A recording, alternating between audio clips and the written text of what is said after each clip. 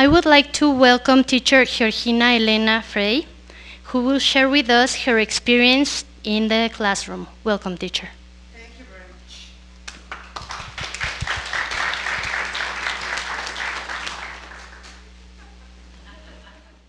Thank you. Good morning. Good afternoon. It's late.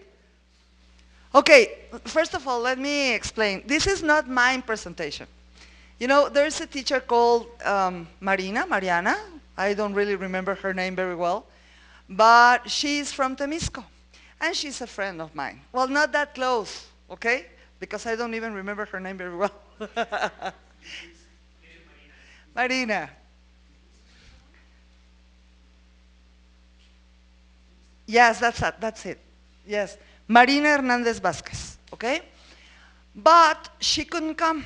So she asked me to present her presentation. So imagine what I'm going to do about this. I think it's not going to be, no, I have no idea. Okay. Forward and backward. Okay, and a pointer, very good. Okay, so, you know, we all of us went together to New Mexico State University, and that's a picture of us. We got a scholarship, and we went back there about a year ago. Oh, I miss it. I really miss it. I do. And well, we learned a lot in there.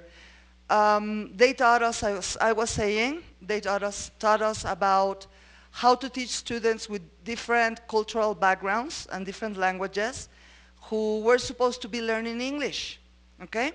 And it was really interesting. They gave us this information, that teaching requires not only professional preparation, not only knowing English is important, right? But also commitment from the teacher to do so, and be willing to engage and motivate them to learn. Motivation, again, motivation, okay? Benjamin Franklin exemplifies the importance of teaching with the following quote. Somebody read it, please, for me.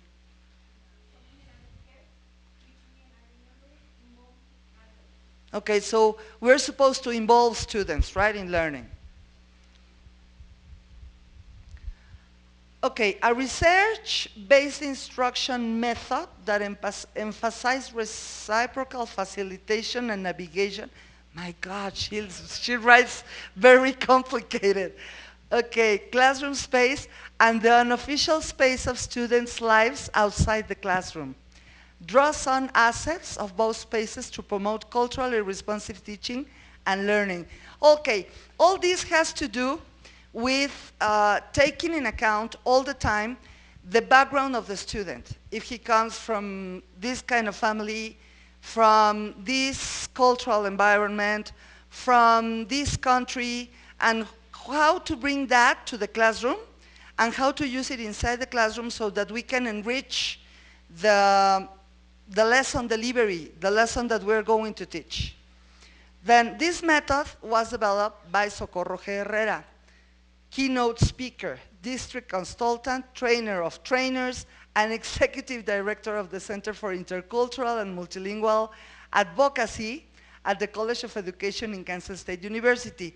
We didn't go to Kansas State, we went to New Mexico State, but all the information that we got it from Kansas State.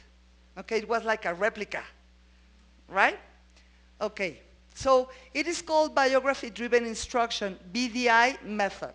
That was what I was saying before, that if we're going to take students who come from another background, from the United States, with another culture, we have to do something about it. And we have to bring what they have so that we can teach them how to speak in Spanish. Okay, so these are the standards for professional development, a socio-cultural perspective, which that's also what I was saying, that we have to take in account what they have, what they bring from their families, the place where they live, and or the traditions and all that stuff, okay? Okay, the Center for Research on Education, Diversity and Excellence, CREDE, has synthesized 5 standards for effective teaching. 5 standards. Joint productive activity, the teacher and students producing together, which is never going to happen. Language and literacy development, developing language and literacy across the curriculum. That means with the program, okay? Contextualizing teaching and learning, making meaning, connecting school to students' life. Do we connect schools with students' lives? Really? Yeah? I tend to take their lives away from the schools and the school away from their lives. No, I do. I normally try to make the schools happy and funny and enjoyable and make them forget about homes and outside world and everything, right? So, well, we're supposed to connect them. But I try to do the opposite. Complex thinking, challenging activities. That's interesting. If they're not challenging, they won't learn. And then instructional conversation, teaching through conversation. That's very funny. Students, how are you today? Fine. Students, do you feel happy? Yes. Students, are you hungry? Yes. What did you have for lunch? Food, spaghetti, hamburger, and that's it, okay? No more words in English, right? Yes or no? Yes. That happens all the time. Okay.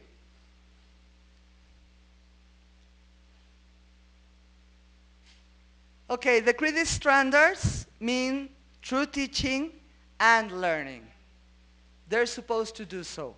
Yes, they do. Of course they do. Teaching requires not only, this is repeated. She told me to erase it, but I was running late, so I didn't do it. At NMSU, we reflected on the necessity of getting to know our students as individuals, and then use these insights and information to inform our instruction, based also on the credit standards for an effective pedagogy in order to promote meaningful learning. That is the reason why I developed and carried out the following activities with my groups at CONALEP Temisco Morelos. Let me tell you that CONALEP Temisco Morelos is one of the most beautiful CONALEPs in the Mexican Republic. They even have a swimming pool with a wonderful garden that has a place to make picnics. They teach food and beverages, and I don't know the other career, but it is one of the most beautiful in the Mexican Republic. And besides, they work as an academy, they work beautifully, and they have in Morelos several contests that they have organized, and they do it in a very, very nice way. They motivate their students very well. It is necessary to motivate our students to learn the language by having fun. That's what I'm saying, right? Using technology and promoting art and content-based activities. Okay, she explained me that this activity is an Oscar. They pick up a family member and they decide to give them an Oscar, and then they paste it on Facebook. I don't know if the parents like it, right? But anyway, they do it. And they have fun, so they have to describe the parents and why are they nominated for the Oscars and all that. Okay, those are the Oscars. I suppose that's the grandma. Maybe that's the little sister or something. The most lovely person in my family goes to my father, Fermin, I think it says, right? So they nominate their family to the Oscars.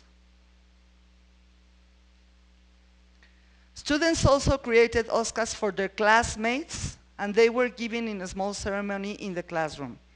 Since all the students have access to the pictures on a Facebook group that was created to share all this information, everybody got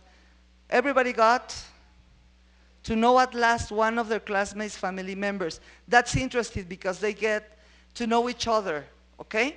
So that's nice. They like they get meaningful information from each other, and then they get to be more friendly with each other, and that way they lower the degree of bullying inside the classroom, which we all suffer somehow at one moment. So it works, this works. This activity can be used as a wrap-up activity. Okay. The wanted posters. Imagine one of the students pasted on one of the walls where it says, wanted for, I don't know, killing cows. And the picture of the student, and I don't know how many pesos of reward, whatever, pasted all around the school, right? As a joke, it is funny. It might work as a joke. It depends on the student. But she does it. Students created wanted posters of famous people to practice giving personal information and describing people physically. Okay? So they were supposed to explain the posters.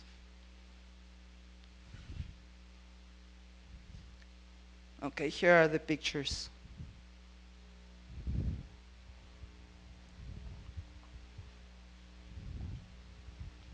I can't imagine the pictures of my principal pasted on the wall. Wanted for... A useful activity for visual learners in which they learn to identify relevant information. Okay. Visual aids created by the students, which is very important. You don't have to work.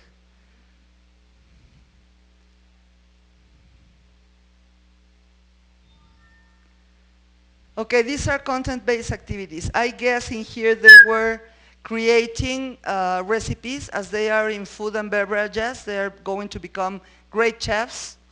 Don't go to Morelos to eat, please. Okay?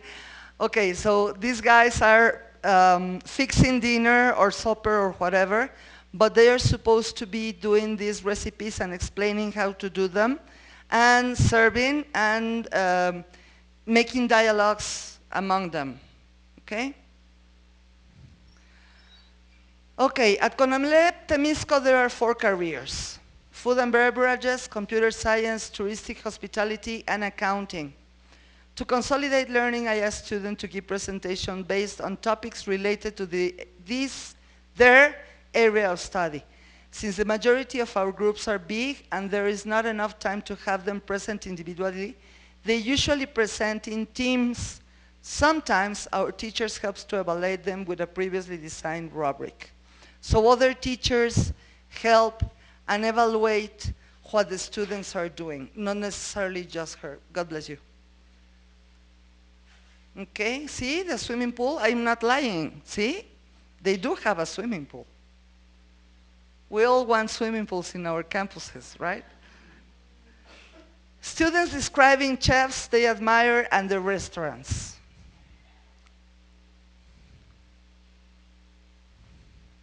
Students talking about social networks and the creators.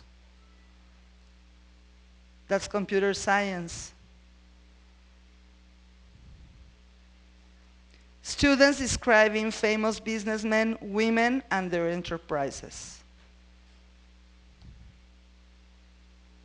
Okay, that's for the other career. Consolidation activity to practice present, progressive, and close vocabulary. That's interesting because students have the chance to create their own decoration for the classrooms. So they not only have to work in speaking in English all the time and giving their presentations, but also to decorate the classroom, and all that counts. Okay, abilities presentation, Canon personal information, videos uploaded on Facebook. She made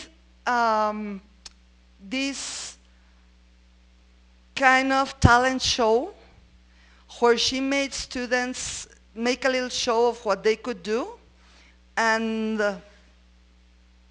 the other students had to describe what they could and couldn't do, and to give some personal information about what they were doing and who they were. She must have so much fun.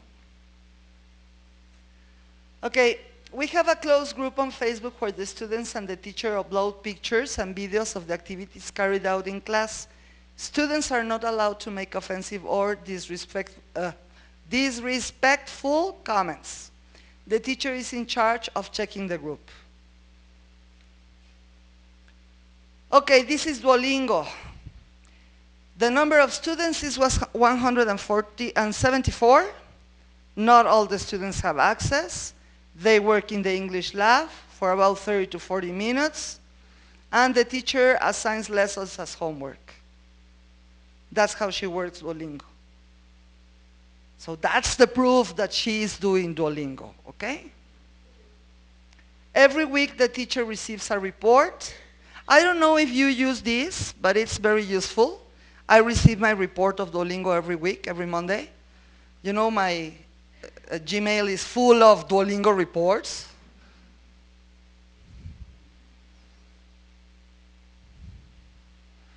Most of the students like working with Duolingo, but sometimes they think it's a little repetitive, okay? And sometimes their internet connection does not work well, so they have to be very patient when it happens and make us waste time. Okay, the spelling contest, that was what I was telling you. CONALEP Morelos has held 2 spelling contests so far. The first one in 2016, and the second one this year, organized by the English Academy of CONALEP Temisco. The English Academy teachers of CONALEP Temisco have organized 9 internal spelling contests so far. That's the, I'm sorry, it doesn't look, well, you cannot see it very well, but that's the, how do you say convocatoria? Again, sorry? Call? Okay, that's the call for the spelling contest. And that's the picture of the academy.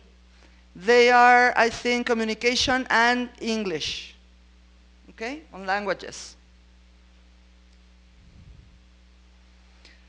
This is part of the contest. In there they are presenting the contest, the spelling bee contest. There it is, again. The suggested activities to motivate students, she gives some ideas: Kahoot games, content-based activities, role plays, singing competitions in class. Most of the students love them, yes, I know that. Bingo games, tic-tac-toe, hot potato, Chinese whisper, competitions, tongue twisters for icebreakers, Pictionary, miming words, taboo, and board games. Okay, the activities presented are the ones she carried out at CONALEP Temisco with her groups, and the academy activities they do as well. Some of her colleagues have also promoted the use of Duolingo with their students. There is still too much work to do with their students. Teachers need to be motivated to motivate their students. Thank you for your attention. And the starfish story. Please read it. I'm a little bit tired of reading.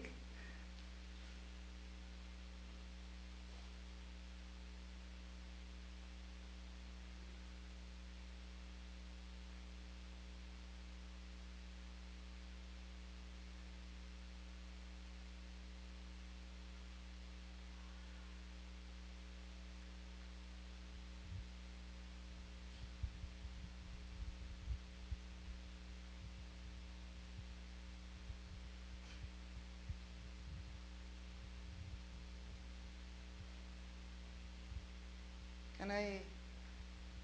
No?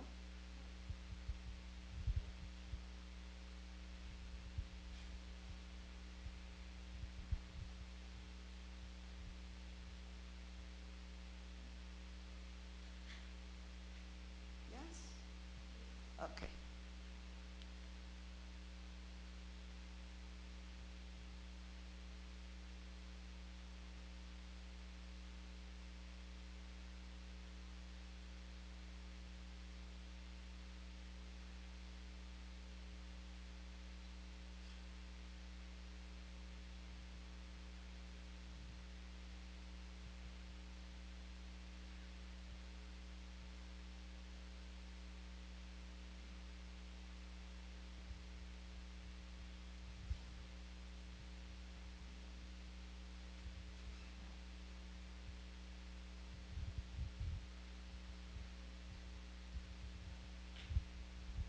Okay, so I think that what she means, she wanted us to think about is that for each student that we touch, that we help, that we rescue, it means the whole world. So I